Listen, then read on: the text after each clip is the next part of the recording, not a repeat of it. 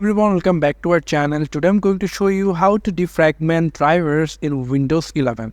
Very simple. Come into your search option and search for defragment. You can see defragment and optimize drivers. If you click on that, then you'll get that your two drivers are looking okay.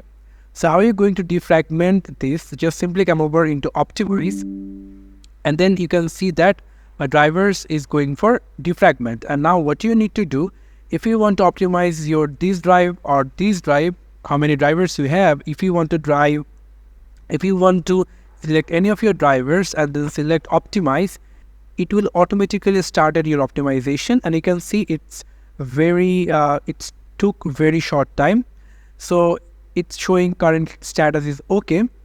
You can also turn on schedule optimization.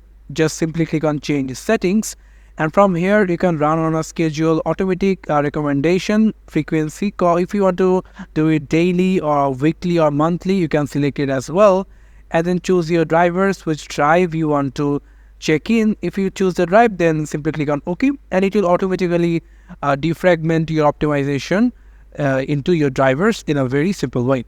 Thank you so much for watching this video. I hope to see you in other videos. Till then, goodbye.